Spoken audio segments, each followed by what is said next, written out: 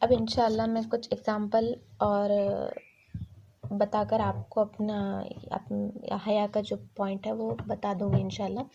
سب سے پہلے میں حیا کے تعلق سے ایک اگزامپل دینا چاہوں گی کہ حیا ہماری زندگی میں سرکٹ بریکر کی طرح ہے۔ جب وولٹیج ایک دم سے بڑھ جاتا ہے نا تو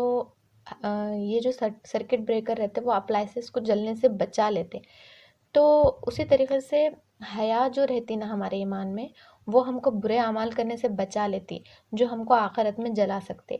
تو یہ چیز ہم کو سمجھنے کی ضرورت ہے کہ حیا ہمارے ایمان میں ایک بریکر کا کام کر رہی ہے جو ہم کو برے اعمال کرنے سے بچاتی ہے۔ اور نبی صلی اللہ علیہ وسلم نے فرمایا کہ ہر نبی کو 4 چیزیں بہت زیادہ پسند تھی۔ سب سے پہلے حیا، عطر، مسواک اور نکاح۔ تو ہمارے جو آئیڈیل پرسن ہیں ان کی پسند ہے حیا، تو ہماری بھی پسند ہوگی، اور ہمارے رب کا حکم ہے، ہم کو کرنا ہے حیا۔ اب اس کے بعد ہم دیکھتے ہیں کہ ہم نے جو بھی چیزیں دیکھی، جیسا کہ حیا کیا ہے، عقیدے کی بے حیائی ہو جاتی، غضب بصر میں بے حیائی ہو جاتی، زینت کو جب چھپانا رہتا اگر نہیں چھپا سکے اس دوران کبھی کوتاہی ہو جاتی، ہم انسان ہیں۔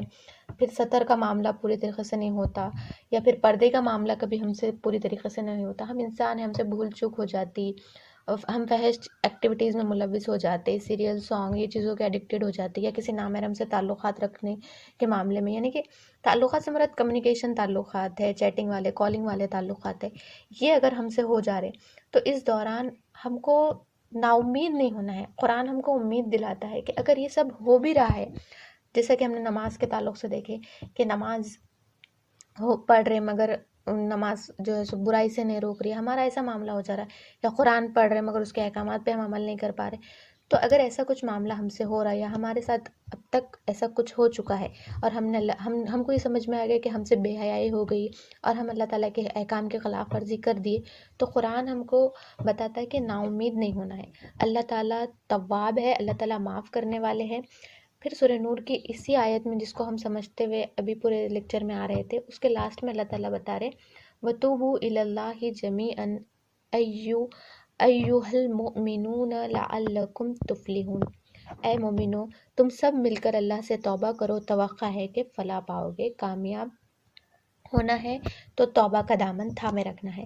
ہم انسان ہیں، ہم سے حیا میں کبھی کمی و بیشی ہو سکتی ہے، تو ہم کو کیا کرنا ہے؟ سب سے پہلے اپنے سے جو گناہ ہو گیا اس کا اعتراف سب سے پہلے اللہ سبحانہ وتعالیٰ کے حضور کرنا ہے کہ اللہ تعالیٰ میرے سے یہ گناہ ہو گیا تو مجھے معاف فرما۔ تو سب سے پہلے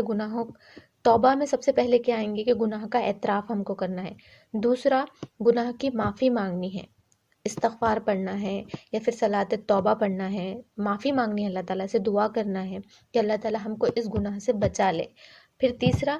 ہم کو یہ یقین ہونا چاہیے کہ اللہ تعالیٰ نے ہم کو معاف کر دیا، جس طریقے سے حضرت موسیٰ علیہ السلام کو یقین تھا کہ اللہ تعالیٰ نے ان کی توبہ قبول کر لی، اسی طریقے سے ہمارے اندر بھی یہ پختہ یقین ہونا چاہیے کہ اللہ کی تواب جو صفت ہے اس پہ ہم کو ڈاؤٹ نہیں ہونا چاہیے کہ اللہ تعالیٰ بے شک معاف کرنے والے، اللہ تعالیٰ نے مجھے معاف کر دیا۔